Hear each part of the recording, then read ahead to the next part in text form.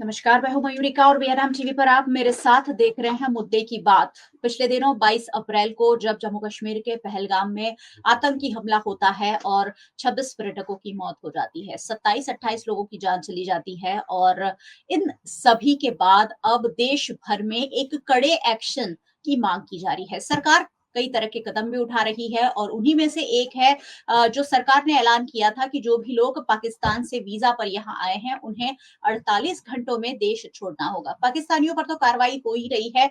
अवैध रूप से भारत में रह रहे लोगों पर लगातार कार्रवाई हो रही है। खासकर गुजरात में हजारों की संख्या में बांग्लादेशियों को पकड़ा गया है। संदिग्धों को पकड़ा गया है जो हो सकता है कि बांग्लादेशी हो या ना भी हो। यहाँ बहुत बड़ा सवाल उठता है कि इतने सारे लोग अवैध रूप से या बिना दस्तावेज के, बिना डॉक्यूमेंट के कैसे गुजरात में रह रहे थे। आज उसी पर चर्चा होगी कि आखिरकार गुजरात में इतनी बड़ी तादाद में बांग्लादेशी कैसे आए, सरकार क्या कर रही थी और पुलिस जो है, जो हर चीज में वेरिफिकेशन करने की कोशिश हम करते हैं, उसके बावजूद इतने सारे संदिग्ध लोग कैसे पकड़े जाते हैं, उस पर एक बहुत बड़ा सवाल है। आज चर्चा में मेरे साथ कुछ खास मेहमान भी जुड़े हैं। सबसे पहले आपको उनसे मिलवा देते हैं और फिर इस चर्चा और सवाल जवाब के दौर के साथ आगे बढ़ेंगे कि आखिरकार ये जो कार्रवाई हो रही है वो किस तरह की कार्रवाई है।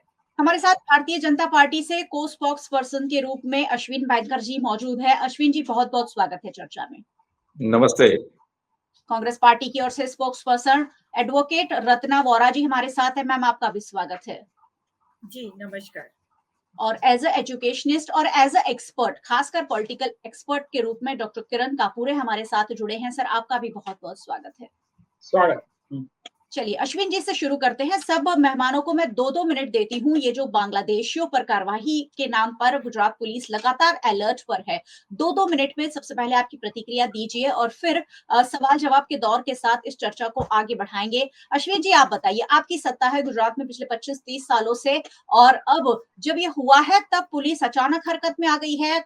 अलग अलग झुग्गियों में अलग अलग जगह पर जांच चल रही है और लोगों को पकड़ पकड़ कर हिरासत में लिया जा रहा है और उनमें से कौन बांग्लादेशी है, कौन दूसरे देश से बिना दस्तावेज आया है, उसकी जांच हो रही है। क्या कहेंगे इस पर? मुर्गा पहलगांव हमला के बाद सबको लगता है, देश दुनिया को लगता है कि भारत पर हमला हुआ है, भारत की आत्मा पर हमला हुआ और उसके चलते भारत जो भी कदम उठाए वो उनकी रक्षा के लिए।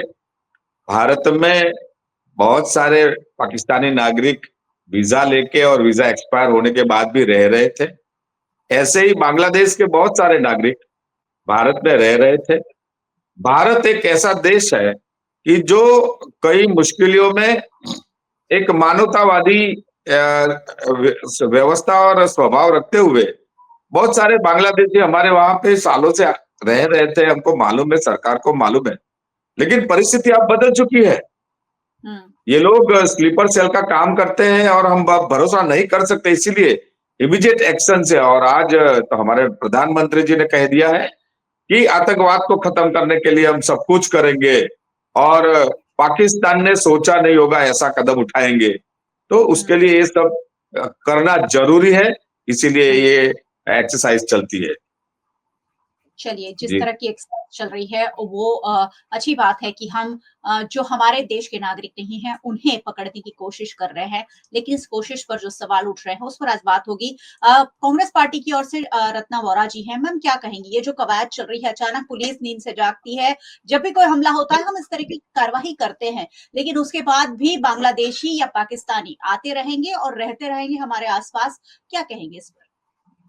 जी मयूरिका जी, मैं तो सबसे पहले ये कहूंगी कि गुजरात में पिछले 30 सालों से भारतीय जनता पार्टी की सरकार है और रातों रात एक ही रात में इनको मतलब बहुत जोश आ गया और उठा लिए 400-500 इंसान अहमदाबाद में और 100-150 सूरत में। और बस उठाने के बाद ना आव देखा ना ताव, इनकी परेड लगवा दी, इनका जुलूस निकाल दिया। परंतु असलियत तो देखिए, आज के गुजरात समाचार के ही लास्ट पेज पे लिखा है और असलियत सामने आई है कि इन सब लोगों ने अपने आधार कार्ड दिखाए, इलेक्शन कार्ड दिखाए, इवन जन्म के प्रमाण पत्र भी दिखाए और उनको छोड़ दिया गया। मतलब और यहाँ पर एक राष्ट्रीय जनता दल की महिला नेता है नीतू जायसवाल, उसने तो ट्वीट करके फोटो देखने के बाद कहा कि अरे भाई ये तो मेरे बिहार के हैं और ये चारों के चार, मैं इनको मेरी कॉन्स्टिट्यूंसी के हैं, मेरे क्षेत्र के हैं, मैं अच्छी तरह जानती हूँ। और उसने यहाँ तक कहा कि नीतीश कुमार की सरकार यहाँ पे बीजेपी की सरकार से बात करे, जितनी जल्दी हो उतनी जल्दी उनको रिहा किया जाए। तो ये तो एकदम मजाक बना के रख दिया है। खैर 8वीं पास अगर होम मिनिस्टर होगा तो उसका दिमाग तो ऐसे ही चलने वाला है ना। कहा करते थे लोग कि भी औरतों के दिमाग घुटनों में होते हैं, पर अब तो मुझे लग रहा है कि ये हर्ष का दिमाग तो पैरों के तले के बीच में है। समझ ही नहीं आता है कि सर्कस निकाल रहे हैं। अरे भाई ये सुप्रीम कोर्ट की डायरेक्शन है, गाइडलाइंस है कि कोई भी आरोपी अगर सच्चा भी आरोपी हो ना तो तुम उसका जुलूस सर्कस नहीं निकाल सकते, परेड नहीं करा सकते। ये गैर बंधारणीय है, संविधान के खिलाफ है। इसीलिए इन लोगों की बातें हास्यास्पद होती है। नए शिगुफे इनको सूझते हैं, नई बातें निकाल लेते हैं और सोचते बड़ा अच्छा काम कर रहे हैं। जी मयूरिका जी, तो दोनों पॉलिटिकल पार्टीज अपनी अपनी बात कह रही है। निष्पक्ष यानी कि जब एक्सपर्ट हमारे साथ है डॉक्टर किरण कापूरे, सर क्या कहना चाहेंगे? पॉलिटिकल पार्टीज तो अपनी अपनी बात कहे, लेकिन ये जो कार्रवाई हो रही है गुजरात में और पूरे देश भर में हो रही है कि अवैध रूप से जो लोग रह रहे हैं उन्हें अचानक पकड़ा जा रहा है। इस तरह की कार्रवाई हमेशा होती ही रहनी चाहिए, लेकिन हमारे यहाँ जब आग लगती है तभी हम कुआं खोदने जाते हैं और उसके बाद ये जो कार्रवाई सारी है ठंडे बस्ते में चली जाती है। क्या कहेंगे इस पर? मैडम स्वागत है। रत्ना जी ने जो पहली बात रखी है उससे मैं असहमति दर्शाता हूँ। उन्होंने बोला कि जो बहनें होती है उनकी बुद्धि है वो घुटनों में होती है, और हर्ष संघवी की बात की, ऐसा लोग कहते हैं। This is not my statement, लोग ऐसा कहते हैं। किरण जी लेकिन मेरी बात को तोड़ मत कीजिए। मैं जानती थी कि ये मुद्दे पे आप कुछ ऐसा बोलेंगे, इसलिए इस मेरी बात को ट्विस्ट मत कीजिए। लोग कहते हैं, लोग हाँ, लेकिन आप हम क्यों कहे जब हम पब्लिक प्लेटफॉर्म पर हैं। मैं आपको उदाहरण बता रही हूँ कि लोग ऐसा कहते हैं, परंतु हमारे हर्ष संघवी के बारे में मैंने तो बात करी है। चलिए ठीक है, ओके, चलो अभी मुद्दे पर आते हैं। जी किरण जी को अपनी बात करने दीजिए। देखो मुद्दे पर आते हैं। हाँ, मुद्दे पर आते हैं। देखो पहले सबसे पहली बात यह है कि कार्यवाही होनी चाहिए। जो हमला हुआ है हमें ऐसा लग रहा है कि कार्यवाही तो होनी चाहिए, लेकिन जो पुलिस ने यहाँ दिखावा किया है, तमाशा किया है, लोगों को जिस तरह से रोड से लेकर गए हैं और ये जो तमाशा खड़ा किया है उसमें गृह मंत्री आए हैं और जो अहमदाबाद पुलिस कमिश्नर है, डीजीपी है, सबने जो खुद का स्टेटमेंट दिया है कि हमने बहुत बड़ा तीर मार लिया, वो गलत बात है। और जो गृह मंत्री है हर्ष संघवी, जो वो जिस तरह से बोल रहे हैं कि अगर एक भी घुसपैठिया पना दे रहे हो आप तो उसका हाल बहुत बुरा होगा, तो ये कायदे की भाषा नहीं लग रही है। तो गृह राज्य मंत्री जो कार्यवाही करना चाहते हैं वो करे। देश पर हमला हुआ है, आप बांग्लादेशियों को पकड़ना चाहते हो पकड़ो, लेकिन ये तमाशा पूरा खड़ा किया है। ये बता रहे हैं कि हम कार्यवाही कर रहे हैं, ये बता रहे हैं कि हम पूरे लोगों के साथ हम जिस तरह से हो सके हम कड़क से कड़क कार्यवाही कर रहे हैं, वो गलत बात है। इन्होंने जो प्रक्रिया थी, ये अगर चाहते तो इन सभी को हिरासत में लेकर इसका परेड नहीं निकालते तो भी अच्छे से कार्यवाही हो सकती थी, लेकिन ये तमाशा बना दिया पूरा और इसको इस तरह से लिया गया कि हमने बहुत बड़ा कार्यवाही कर दिया और कई पुलिस ऑफिसरों ने तो इसको सर्जिकल स्ट्राइक बताया। ये भी गलत बात है। और गृह मंत्री ने तो इस तरह से बोला कि ये ऐतिहासिक जीत है। इसमें क्या जीत है मुझे वो पता नहीं चल रहा है कि इसमें इनको जीत क्या मिल रही है।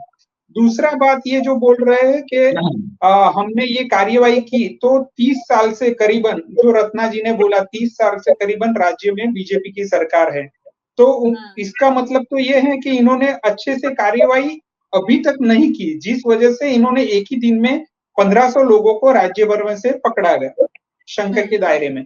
और दूसरा बात ये है कि पूरे देश में भी देखा जाए तो इनका 10 साल से ऊपर अभी शासन हो चुका है। तो अभी ये लोग कौन से दावे कर रहे हैं वो मुझे पता नहीं चल रहा है।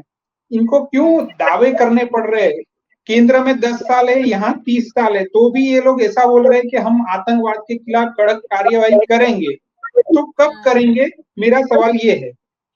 जी, ये बहुत बड़ा सवाल है जो देश भी पूछ रहा है कि आतंकी हमले होते ही रहे हैं, ऐसी चीजें पाकिस्तान करता ही रहा है। तो अब अचानक जब इतना बड़ा हमला हो गया, तब फिर अचानक एक बार सरकार जागी है, पुलिस जागी है और ये कार्रवाई हो रही है। पाकिस्तानियों को देश निकाला देने की बात सरकार की ओर से कही गई थी, जो 5 बड़े कदम उठाए गए उसमें, लेकिन उसके बाद जो कार्रवाई हुई उसमें पाकिस्तानी तो कहीं ज्यादा दिखे नहीं, लेकिन बांग्लादेशियों पर कार्रवाई के नाम पर बहुत सारी कार्रवाई चल रही है। यहाँ सबसे बड़ा सवाल अश्विन जी यही आता है, 25-30 साल हम एक किराएदार रखते हैं 11 महीने तक, तो भी पुलिस में उसका वेरिफिकेशन कराना पड़ता है, लेकिन ये लोग किस तरह से बिना दस्तावेज के गुजरात में रह रहे हैं। अगर गुजरात में इतनी बड़ी तादाद में रह रहे हैं तो गुजरात का इंफ्रास्ट्रक्चर यूज कर रहे हैं, स्कूल्स में जा रहे होंगे उनके बच्चे, सड़क का इस्तेमाल कर रहे हैं, यानी टैक्स पेयर का पैसा जो है वो कहीं ना कहीं गैर भारतीयों के साथ ऊपर खर्च हो रहा था। अगर इतने बड़ी तादाद में लोग रह रहे हैं तो पुलिस और सरकार क्या कर रही है? अश्विन जी। मोनिका जी, कांग्रेस हर बार पाकिस्तान वाली भाषा बोलती है। पाकिस्तान बार बार आतंकवाद को पनाह देता है और बार बार आतंकवादी हमले अकेले भारत पे नहीं दुनिया में करता है। 82% लोग आतंकवाद में गिरे हुए उनका पाकिस्तान से ताल्लुकात है या पाकिस्तानी मुस्लिम है। आज बांग्लादेशी मुस्लिम पर जब कार्यवाही होती है तो कांग्रेस के पेट में दर्द क्यों होता है? नहीं सर, हर बार जब कार्यवाही करने के लिए हम जाते हैं, सुनिए, हर बार हम कार्यवाही करने के लिए जाते हैं। हमारे ये अहमदाबाद के चंडोला तालाब में जब हमने कार्यवाही करी थी तो कांग्रेस के लोग आगे आके उसके कॉर्पोरेटर आके विरोध किया था। हर बार ये करते हैं ऐसा कि ये देश के लोग ये हमारे वहां आ गए, हम क्या करें, हमें उनको पनाह देनी पड़ेगी। ये अपने देश से मारे हुए हैं। आज बांग्लादेश में हालात अलग हो गए हैं। अगर शेख हसीना जी की सरकार होती तो हमें समझ में आता। आज शेख हसीना को भी निकलना पड़ा है और इसीलिए चलते हुए हम जानते हैं कि हमारे देश में बांग्लादेश ने तो गैर कानूनी बांग्लादेशियों को बसाने के लिए ममता जी ने बहुत सारे हथकंडे किए। ये कांग्रेस की पैदाश है। कांग्रेस बढ़ चढ़कर बोलती है कि ऐसा क्यों करते हो, लेकिन पाकिस्तान को बोलने की उनकी हिम्मत नहीं। आज कश्मीर के सीएम ने भी बोल दिया, जब कश्मीर का आतंकवाद के घेरा हुआ है तो उनके सीएम ने भी बोल दिया कि ये हमारा मसला है, हमारा इश्यूज एक होगा, अलग होगा, लेकिन आज की तारीख में तो पाकिस्तान को करारा जवाब देना चाहिए। मेरी बहन रत्ना जी बहुत दहाड़ के बोलती है, तो पाकिस्तान के सामने क्यों नहीं बोलती? ये डबल मुंह की बातें नहीं चलेगी। उनके नेता एक बार बोलते करारा जवाब देना पड़ेगा। और एक एक कांग्रेसी आगेवान गुजरात में ऐसा बोलते हैं, कल को ड्रग्स पकड़ा तो अदानी जी जिम्मेदार, आज बांग्लादेश को लोगों को पकड़ा तो कहते हैं हमारे, ये मेरी बहन होके बहन की इज्जत की समझ, बहन के ऊपर ऐसे कोई पर्यायवाचक शब्द उनके मुंह से निकलते वो ठीक नहीं। ये मोनिका जी सर, ये कहावत के रूप में उन्होंने इस्तेमाल किया, उसे हमें अलग पटरी पर अगर हम पुरुषों ने बात करी होगी तो रत्ना जी बहुत चढ़ बढ़ के बोलती और रत्ना जी हमें कठेरे में कर देती। आज एक बहन की ऐसी निम्न कक्षा की टिप्पणी करते हुए उनको अच्छा लगता है, वो ठीक नहीं। सर, ये आज का मुद्दा नहीं है। मुद्दा आज का ये है कि आप कह रहे हैं कि कांग्रेस पार्टी वाले विरोध कर रहे हैं, लेकिन सरकार तो आपकी है, आपको एक्शन तो लेना चाहिए था। आप सरकार ने जब एक्शन लिया, बहुत सारे लोगों को डिपोर्ट किया, उससे पहले भी डिपोर्ट करते आए हुए हैं और आज भी इन्वेस्टिगेशन करते हुए सबको डिपोर्ट करेंगे। और देखो डिप्लोमेटिक एक्सेस तो होते हैं ना मोराके जी। आज देश में इतना बड़ा हमला हुआ है तो this is the diplomatic action to show the Pakistan कि हम कर रहे हैं और हम और उनको दिखा रहे हैं कि आपके नागरिक जो है, जो भारत में अवैध रूप से आए हैं, उनको भी सलामती बख्शे, उनको भी ऐसे अच्छे से रहने नहीं दिया जाएगा। क्योंकि this is a diplomatic action है, डिप्लोमेटिक एक्शन से भी पाकिस्तान को हमें हराना पड़ेगा। तो ये सब समझते हुए ये जो कार्यवाही होती है सरकार की, उसको समर्थन मिलना चाहिए, कम से कम कांग्रेस को कहना चाहिए, वरना कांग्रेस, मैं मानता हूं इस लड़ाई में शायद जनता से वो हार जाएगी। चलिए, कांग्रेस यहाँ साइड में है, आप सत्ता में है, केंद्र में भी और राज्य में भी, और ऐसे में जब गृह मंत्री कहते हैं कि हमें बहुत बड़ी सफलता मिली है, तो ये कहीं सफलता नहीं, ये तो असफलता है सर, कि इतने सारे लोग रह रहे हैं और आप उन्हें आराम से रहने दे रहे हैं, क्योंकि कहीं ना कहीं वोट बैंक की चिंता हर पॉलिटिकल पार्टी को होती है। यहाँ कांग्रेस भी पॉलिटिकल पार्टी है और वो भी वोट बैंक की चिंता कर लोगों को हमारे देश में घुसा रही है। हो सकता है ऐसा, जैसा आरोप आप लोग लगा रहे हैं, और कांग्रेस पार्टी भी यही आरोप आपका लगा रही। रत्ना जी क्या कहेंगी, ये वोट बैंक की जो राजनीति है उसके तहत अलग अलग बॉर्डर से हम लोगों को ले आते हैं, यहाँ बेचारे मजदूर करते हैं, गरीबी हो, उनमें से कोई लोग अमीर हो गए हो, ऐसे बहुत कम उदाहरण हो सकते हैं, आके मजदूरी करते हैं, अपना परिवार का गुजर बसर करते हैं। अब जब ये हुआ है, उन पर एक्शन हो रहा है, कार्रवाई हो रही है, क्या ये सही है? इससे पहले भी कांग्रेस पार्टी को अगर पता था कि इतने सारे लोग गुजरात में रह रहे, आवाज उठनी चाहिए थी।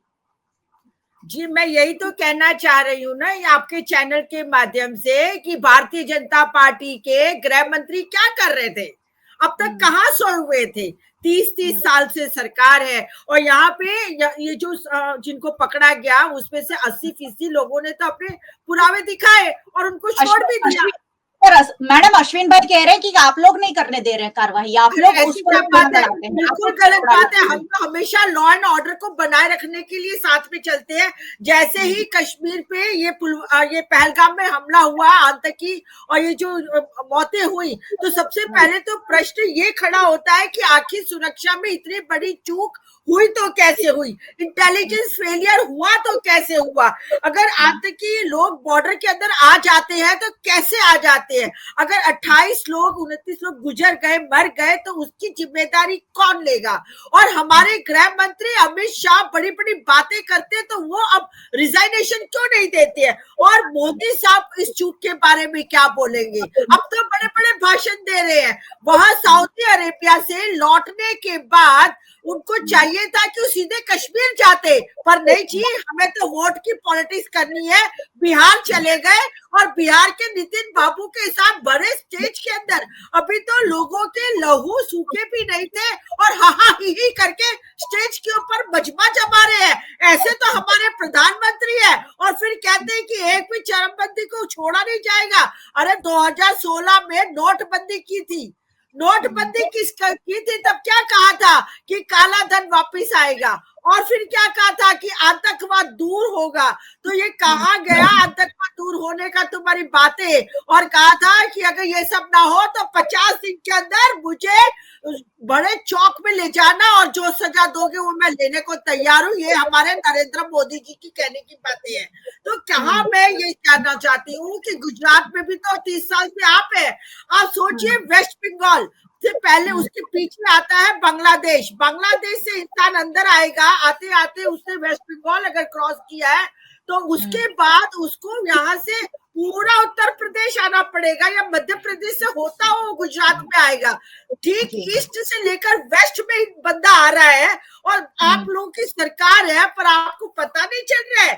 तो ये तो हास्यास्पद खाली बताने के लिए लोगों को हिंदू मुस्लिम, इसके अलावा इनके दिमाग में और कोई एजेंडा ही नहीं है।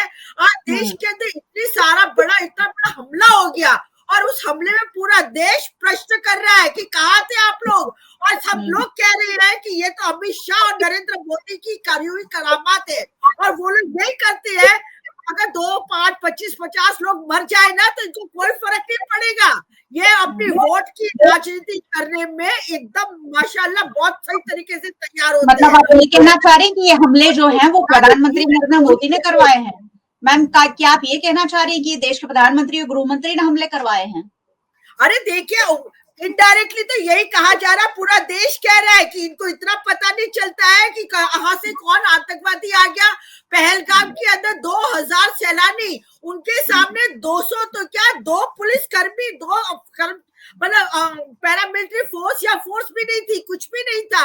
और इतने बड़े राज्य के अंदर तुमने क्या किया? जब तुम कहते हो कि 370 हटा दी, अब तो सब कुछ अच्छा हो गया, क्या अच्छा हुआ भाई? 370 के बाद भी मैं गिना देती हूँ कितनी बार हमले हुए हैं यहाँ पे कश्मीर बहुत में सारे हुए और हैं, पूरे बार-बार भारत होते के रहे हैं। अंदर।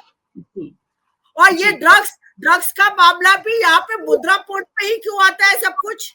कैसे आता है? जितना पकड़ा जाता है उसके डबल अंदर घुस जाता है, उसका कौन जवाबदार? और खुद निया के अधिकारी ने सुप्रीम कोर्ट के अंदर एफिडेविट करके कहा है कि जितना भी ड्रग्स आता है उसको टेरर फंडिंग के लिए यूज किया जाता है। तो इसका सब जवाब कौन देगा? जी बिल्कुल, इनके जवाब कौन देगा, ये बहुत बड़े सवाल है। किरण जी के पास चलूंगी। किरण जी, किसकी चूक माने जा सकती है?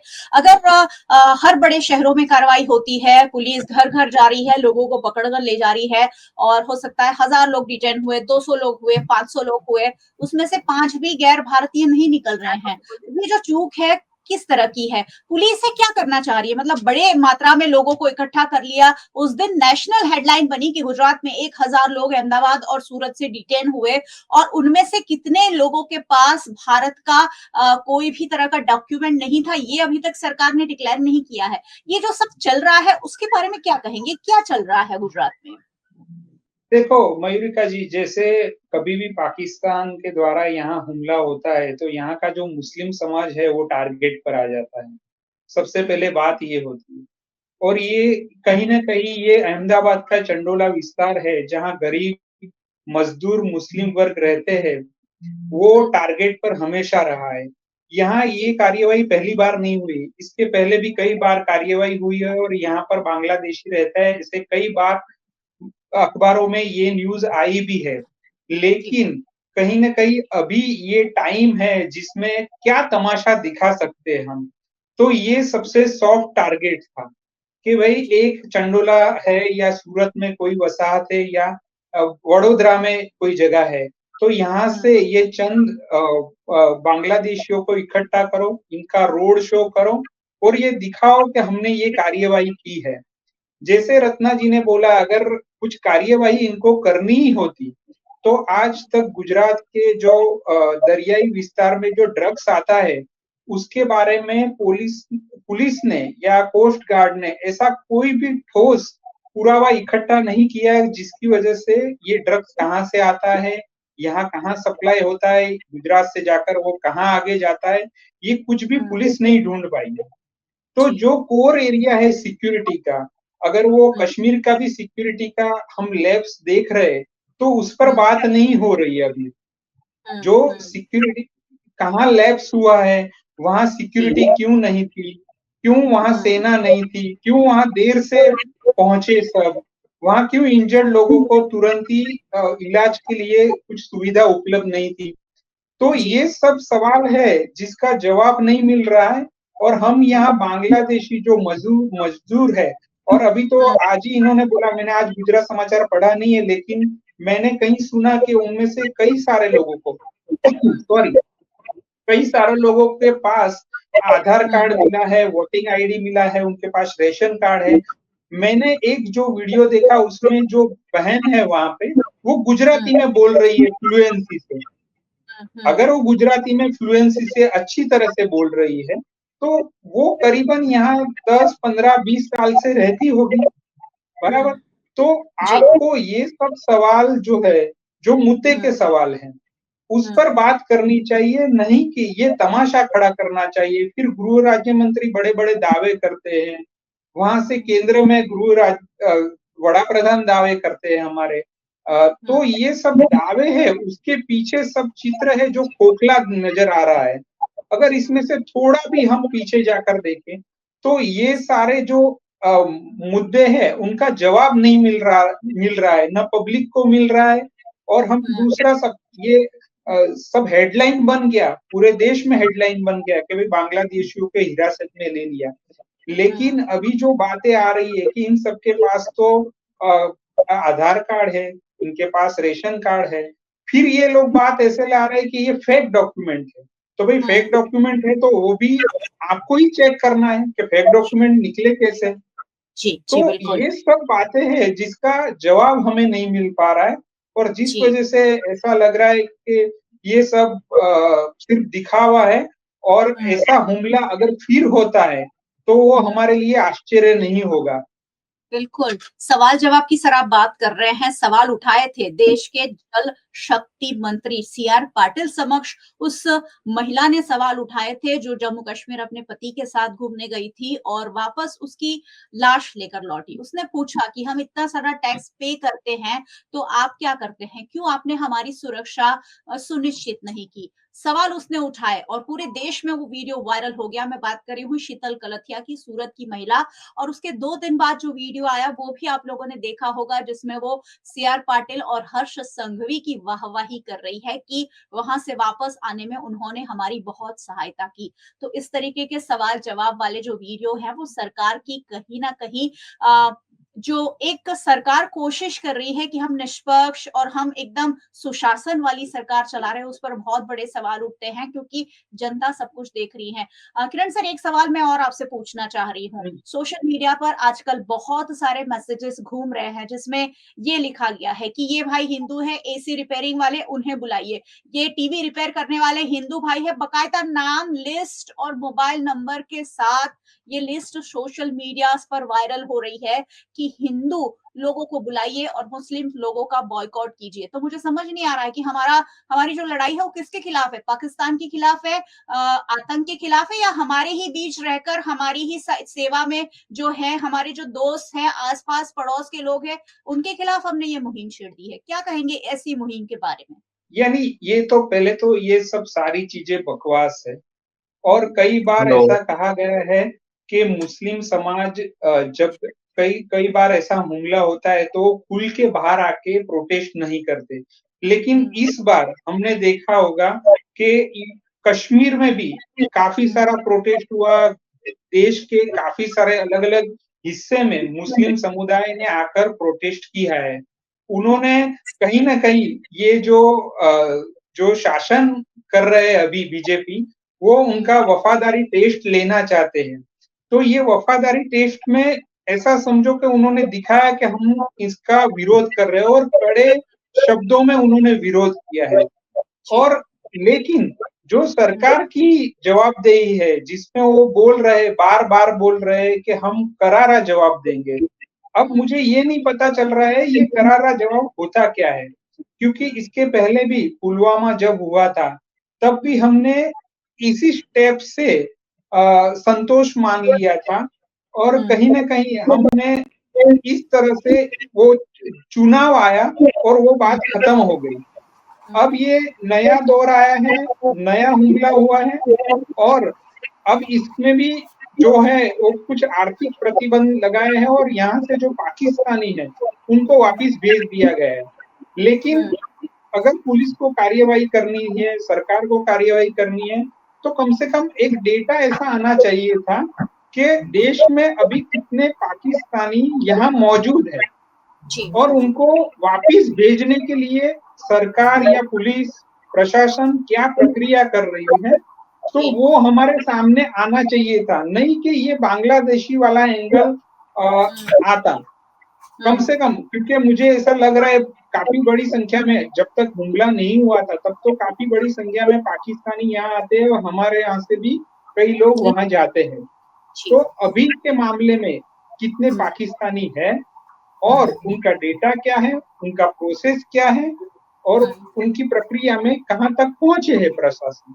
तो ये मुद्दे की बात है जो कहीं सरफेस पर नहीं आ रही है। और दूसरा जो बात हमने पहले भी की, दूसरी बातों का तमाशा हो रहा है। जी बिल्कुल। अश्विन जी, 2-3 मिनट बचे हैं मेरे पास। अश्विन जी, क्या कहना चाहेंगे? जो कार्यवाही है बांग्लादेशियों को, जो चंद बांग्लादेशी हमारे बीच रह रहे होंगे, उन्हें चलिए हम बाहर निकाल देंगे, क्या सब कुछ ठीक हो जाएगा? मोनिका जी, आपके माध्यम से मैं ये कहना चाहूंगा कि डिबेट में आज की तारीख में 140 करोड़ की जनता पाकिस्तान को क्या करना चाहिए उसके पर डिबेट करती है। आज डिबेट का माहौल ये है कि क्यों बांग्लादेशी को पकड़ा, क्यों यहाँ से ड्रग्स जाता है और अदानी को नहीं पकड़ा।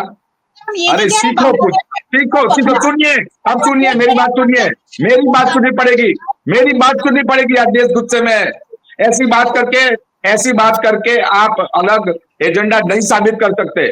सुनिए, सुनाइए अगर सुनाइए सर। सीखना है ना, सुनिए, अगर सीखना है ना तो ये पहलगांव से चित्रा जो रिपोर्टिंग करती है ना, उनमें से सुनिए, सीखिए।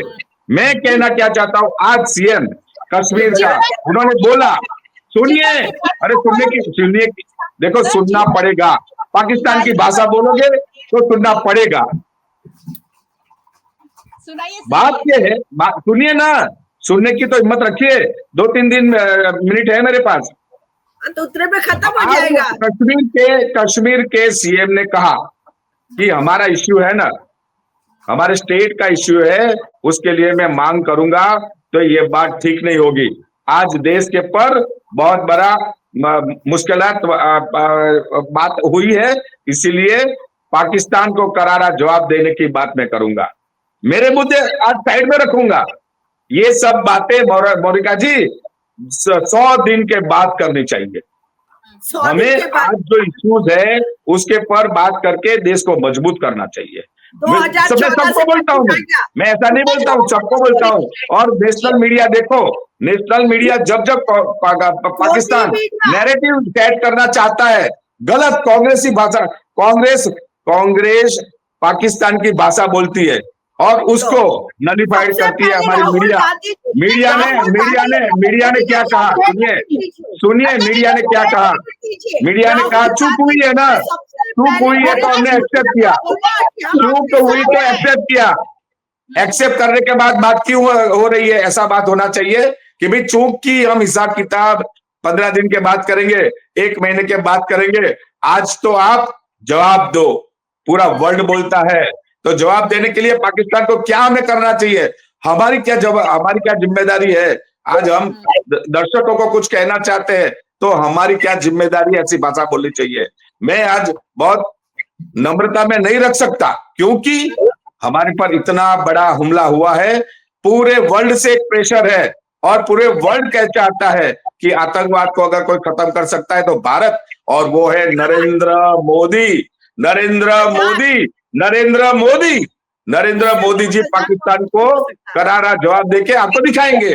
आप सब्र रखिए, आप 15 दिन 1 महीना सब्र रखिए, जी और तब आपके मुंह, और देखो उसमें होता क्या है कि जब ऐसे वारदात होते हैं और कहते कि चुनाव में तो मोदी साहब को बहुत वोट मिल गए, अगर वो काम करते, डिप्लोमेटिक एक्शन के स्टेप्स चालू हो गए, आज पाकिस्तान थरथरा रहा है। आज पाकिस्तान के नवाब शरीफ ने भी उनके भाई को सलाह दे दी कि भाई आप डिप्लोमेटिक एक्शन पे जाना। तो ये प्रेशर हमको बनाना है, हमें एकजुट रहना है, और सीएम कश्मीर के प्रवचन को सुन के हमें आज, क्योंकि हम कश्मीर के ताल्लुकात से बात करते हैं, इसीलिए हमें सीएम कश्मीर की बात को देखो, उन्होंने कहा ये देश मेरा है, पूरा कश्मीर इसके खिलाफ है कि आतंकवाद नहीं होना चाहिए, और उसको आगे लेके हुए हमारे बात हम कहेंगे, बहुत सारे इंक्वायरीज बिठाएंगे, हमें आप कुछ भी कर दो, भारतीय जनता पार्टी को जो भी कचरे में रखना है रख दो, लेकिन आज तो आतंकवाद के मामले में साथ आओ, इतनी ही मेरी एक नम्र गुजारिश है। सर, आतंक के खिलाफ ये जो लड़ाई है, हिंदुस्तानियों 140 करोड़ हिंदुस्तानियों की ये लड़ाई है। यहाँ आपने कहा कि आप नेशनल मीडिया को फॉलो कीजिए, नेशनल मीडिया की एंकर को फॉलो कीजिए कि वो पाकिस्तान को कैसे गाली देते हैं। सर देखिए, हर चीज की एक भाषा होती है, हर चैनल की, हर एक पत्रकार की एक भाषा होती है। उन भाषा के साथ हम एक दूसरे को कंपेयर नहीं कर सकते। सबसे पहली बात कि अगर आप कह रहे हैं कि आपको चित्रा त्रिपाठी जैसी भाषा बोलनी चाहिए, I am sorry, Chitra Tripathi क्या करती हैं उससे मेरा कोई ताल्लुकात नहीं है। दूसरी बात, लेकिन मोहरा की जी, पाकिस्तान की भाषा तो नहीं बोलनी चाहिए। मैं आपको मैंने बहुत शांति से सुना सर, अब मुझे सुन लीजिए। पाकिस्तान की भाषा हम कैसे बोलेंगे? हिंदुस्तान में पैदा हुए, हिंदुस्तान में मरने वाले हैं, पाकिस्तान में ना कोई रहता है ना कोई पाकिस्तान से हमारे आने वाला है, क्यों पाकिस्तान की भाषा बोलेंगे? हम पत्रकार हैं, हम सवाल उठा रहे हैं, ये हमारा धर्म है। सवाल ये नहीं कह रहे कि बांग्लादेशियों को आपने क्यों पकड़ा, हम तो ये कह रहे हैं इतनी बड़ी तादाद में बांग्लादेशी यहाँ क्या कर रहे थे, ये सवाल उठाना हमारा धर्म है। आप कह रहे हैं कि हमें 100 दिन दीजिए, चलिए 100 दिन दे दिए, 100 दिन के बाद क्या आप हम ये विश्वास दिला सकेंगे कि गुजरात से कोई बांग्लादेशी नहीं मिलेगा, गुजरात से कोई पाकिस्तानी नहीं मिलेगा, कोई भी ड्रग्स लाने ले जाने वाला नहीं मिलेगा, गुजरात में कोई भी शराब की हेरफेर करने वाला नहीं मिलेगा। क्या बांग्लादेशी और पाकिस्तानी यहाँ आके सब कुछ हेरफेर कर रहे हैं? वो तो हमारे ही लोग कर रहे हैं। सरकार क्या कर रही है उस पर ये सवाल है। ये सवाल आतंक के खिलाफ आप जो कार्रवाई कर रहे हैं उस पर नहीं है। आपकी कार्यवाही आंखों पर आतंक के खिलाफ अगर सवाल नहीं है तो मीडिया में मैं क्यों आऊं? मैं नहीं आना चाहता। आज आपकी ये फालतू बातों के लिए नहीं आता। मुझे तो आतंकवाद से ही मतलब है, सबको मतलब है, और आपको भी मतलब रखना चाहिए कि आतंकवाद को खत्म करेंगे तो देश की बड़ी समस्या दूर होगी। और मैं मीडिया को सलाह नहीं दे सकता, लेकिन बात तो आज इर्द गिर्द रखे हुए आतंकवाद की आनी चाहिए। सर हम यही कह रहे हैं कि ये कार्यवाही जो है वो कायम रखिएगा, और अलग अलग देशों के लोग अगर हमारे यहाँ रह रहे हैं, अगर हमारी सुरक्षा के लिए खतरा है तो उन पर ये कार्यवाही सिर्फ 4 दिन की मत रखिएगा। जब हमारे यहाँ गेम जोन में इतनी बड़ी कांड हो जाती है, हम अचानक से गाइडलाइन बनाकर बैठ जाते हैं कि ये हमारे पास फायर सेफ्टी होनी चाहिए। ऐसा मत करिएगा। ये हम कहना चाह रहे हैं कि भूल मत जाइएगा कि इतना बड़ा आतंकी हमला हुआ है और उसको आर या पार करिएगा। चलिए, मुझे लग रहा है कि सवालों के जवाब देना भारतीय जनता पार्टी को पसंद नहीं आता है, और कुछ ऐसा ही यहाँ साबित हो रहा है। नहीं, सवाल आप पूछते हैं ऐसा कि जो पाकिस्तान की भाषा दिखती है। सर पाकिस्तान की भाषा क्यों बोलेंगे? क्या मुझे पाकिस्तान में यही मुद्दा लेके पाकिस्तान हमको घेरता है, उनके पत्रकार घेरते हैं और कहते हैं कि आपके वहां ये चीज चल रही है। मीडिया पर कम से कम मीडिया भी एक आवाज में आतंकवाद के सामने आए, ये हम नम्र विनती करते हैं आपको। नम्र आतंकवाद के खिलाफ क्यों नहीं होंगे? जो पर्यटक पर हमला हुआ है कल हमारे पर भी हो सकता है, तो आतंक के खिलाफ हर किसी को खड़ा होना होगा, और लगातार हम इस पर बात करें। रत्ना जी, वैसे समय कम है, छोटा सा अगर कोई जवाब देना चाहें, जिस तरह की बात उन्होंने कही है कि हम यानी कांग्रेस पार्टी और मीडिया पाकिस्तान की भाषा बोल रहे हैं, क्या कहेंगे? जी, अब मैं इनके दिमाग के ऊपर क्या कमेंट करूं, मुझे समझ नहीं आता। सीनियर है, काफी पुराने बीजेपी के लीडर हैं, इसलिए मैं वो नहीं कहना चाहती हूँ, परंतु इस पूरे वाकयात पर मैं फिर दूसरी बात कहना चाहती हूँ कि जब घोड़े छूट गए फिर तबेले पे ताला लगाने का क्या मतलब? अभी भी तबेले पे ताला लगा दीजिए। ये तो यही सारी बातें हो गई है ना। तो अब तो मेरा तो इतना ही कहना है कि राहुल गांधी जी ने तुरंत ये जैसे ही हमला हुआ था, उन्होंने नरेंद्र मोदी जी को बोला कि पूरा विपक्ष आपके साथ है, आप जो भी एक्शन लेंगे हम आपके साथ खड़े। और तुरंत कांग्रेस ने भी पूरे देश के अंदर कैंडल मार्च किए थे और शांति बनाए रखने की अपील की थी। तो हम तो आतंकवादियों के खिलाफ थे और रहेंगे। और अगर किसी को सीखना है तो इंदिरा गांधी से सीखो कि इंदिरा गांधी ने तो पाकिस्तान के 2 टुकड़े करके खत्म करके बता दिया था कि इसको बोलते ताकत, इसको बोलते आयरन लेडी। तो बस खाली बातों से, जुमलों से पेट नहीं भरता, ना ही जुमलों से कुछ काम होता है। 2016 से 2025 आ गया, परंतु तब आतंकवाद दूर नहीं हुआ। अब क्या करेंगे ये लोग? ठीक है, चलिए मैम। किरण जी, छोटा सा जवाब आप भी दे ही दीजिए कि जिस तरह के इल्जाम हमारे पर लगाए, आपने तो कहा कि तमाशा कर रही है सरकार, तो आप पर भी ये सवाल उठता है, जो सवाल उठाया है भारतीय जनता पार्टी के प्रवक्ता अश्विन भाई ने, कि आप लोग सवाल क्यों उठा रहे हैं, आप लोग हमें समय दीजिए। कितना समय देंगे सर? देखो, ये बात ऐसे बोल रहे हैं कि हम पाकिस्तान की भाषा बोल रहे हैं, तो राष्ट्रवादी जो खुद को बोल रहे हैं कि हम राष्ट्रवादी है, उनको इसीलिए पब्लिक ने चुना है कि उन्होंने ठोक पीट कर बताया था कि हम राष्ट्रवादी है, हम लोगों की सुरक्षा करेंगे। जब भी यूपीए के या उसके आगे कभी भी हमले हुए हैं तो उन्होंने ऐसा बोला है कि ये सरकार है सुरक्षा नहीं कर पा रही है लोगों की। जी, प्रधानमंत्री के बहुत सारे भाषण वायरल हुए हैं अभी जो उन्होंने सरकार पर सवाल उठाया है। ये हक है, विपक्ष पार्टी का हक है, मीडिया का हक है, ये हक को कोई नहीं छीन सकता। और ये जो सवाल है वो हमने तो बेसिक ही सवाल पूछे हैं। इसमें कोई हमने ऐसा नहीं ढूंढ के निकाला है, कुछ रिसर्च किया है और पूछा है।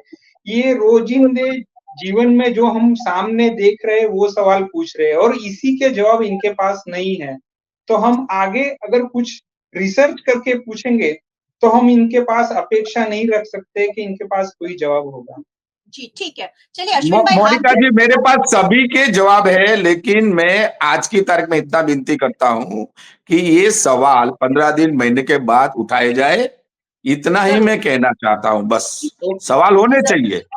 जरूर जरूर 15 दिन बाद, महीने बाद फिर हम आपको आमंत्रित करेंगे और पूछेंगे कि कितने पाकिस्तानियों और बांग्लादेशियों पर कार्रवाई हुई है।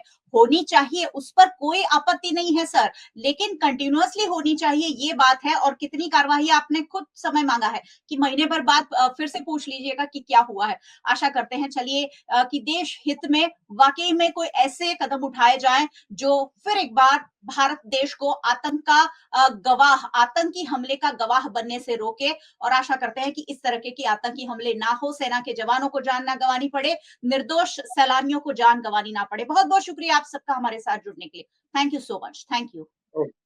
Thank you.